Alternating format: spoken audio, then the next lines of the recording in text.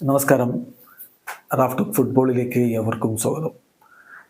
Richarlison എന്തൊരു പ്രകടനമായി ഇപ്പോൾ നടത്തുന്നത്, എന്താ അദ്ദേഹത്തിന് പറ്റിയത് എന്ന് ആരാധകർ അത്ഭുതപ്പെടുകയാണ്. ഇന്നലെ ടോട്ടൻഹാം ഹോട്ട്സ്പറും മാഞ്ചസ്റ്റർ യുണൈറ്റഡും തമ്മിൽ കളിച്ചപ്പോഴും അദ്ദേഹം ഗോളടിച്ചു. ജനുവരി മുതൽ, അതായത് 2023 ജനുവരി മുതൽ നവംബർ വരെ ആകെ 3 ഗോൾ അടിച്ചത് ആരവാ? ഗോളില്ല, അസിസ്റ്റ് ഇല്ല, അങ്ങനെ വല്ലാതെ വലഞ്ഞു പോയ കളിക്കാരനാണ്. ഇപ്പൊ കഴിഞ്ഞ 6 പ്രീമിയർ ലീഗ് മത്സരങ്ങളിലും അദ്ദേഹം ഗോൾ അടിച്ചിരിക്കുന്നു. ഈ സീസണിൽ ടോട്ടൻഹാമിന് വേണ്ടിയിട്ട് 7 ഗോളുകൾ അദ്ദേഹം നേടിക്കഴിഞ്ഞു. പ്രീമിയർ ലീഗിന്റെ ടോപ്പ് സ്കോറേഴ്സ് ലിസ്റ്റ് എടുക്കുക, ടോപ്പ് 10ലേക്ക് റിച്ചാർലിസൺ കടന്നു വന്നിരിക്കുന്നു. കഴിഞ്ഞ 6 കളികളിൽ 6 ഗോളുകൾ, വല്ലാത്ത മാറ്റമാണിത്. തീർച്ചയായിട്ടും 10 ഗോളുകളിൽ അദ്ദേഹം ഇപ്പോൾ ഈ സീസണിൽ പ്രീമിയർ ലീഗിൽ ഇൻവോൾവ് ആയിരിക്കുന്നു. 7 ഗോളുകളും 3 അസിസ്റ്റുകളും.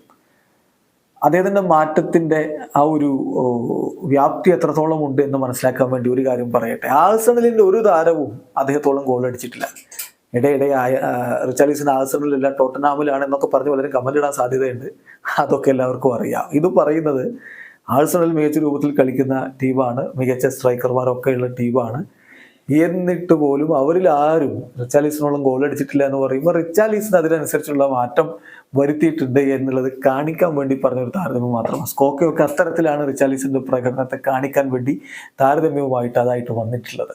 അതുകൊണ്ടാണ് അത് നമ്മൾ പറഞ്ഞത്. അത് അല്ലാതെ റിച്ചാർലിസന്റെ ക്ലബ്ബ് ഏതാണ് എന്നറിയാത്തത് കൊണ്ടല്ല. കമന്റുകൾ അങ്ങനെ പലതും കാണും, അതുകൊണ്ട് നേരത്തെ അങ്ങ് പറഞ്ഞു പോയി എന്നുള്ളൂ. എന്തായാലും നമ്മൾ വീണ്ടും റിച്ചാർലിസന്റെ കാര്യത്തിലേക്ക് വന്നാൽ, ഗോളും അസിസ്റ്റും ഇല്ലാതെ വല്ലാതെ സ്ട്രഗിൾ ചെയ്തൊരു താരം തൻ്റെ കരിയറും ഫോമും ഒക്കെ തിരികെ പിടിക്കുന്ന കാഴ്ചയാണ് നമ്മളിപ്പോൾ കണ്ടുകൊണ്ടിരിക്കുന്നത്. ഒരു ഘട്ടത്തിൽ ബ്രസീലിയൻ ദേശീയ ടീമിൽ നിന്ന് അദ്ദേഹത്തെ ഒഴിവാക്കിയിരുന്നു. കഴിഞ്ഞ നവംബർ മാസത്തിൽ ബ്രസീലിന്റെ കോളപ്പ് നോക്കുക, അതിൽ റിച്ചാർലിസൺ ഇല്ല.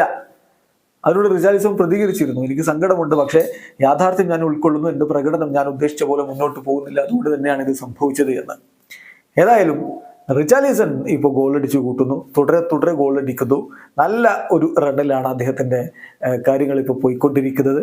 അതുകൊണ്ട് തന്നെ അദ്ദേഹത്തിൻ്റെ ആരാധകർക്ക് വലിയ സന്തോഷമുണ്ട്. ബ്രസീലിയൻ ഫുട്ബോൾ ആരാധകരും ചില സ്വപ്നങ്ങൾ കാണുന്നുണ്ട്. വീഡിയോ അവസാനിക്കുന്നു. ഫുട്ബോൾ ലോകത്തെ കൂടുതൽ വിശേഷങ്ങളുമായി റാഫ്റ്റ് എത്താം.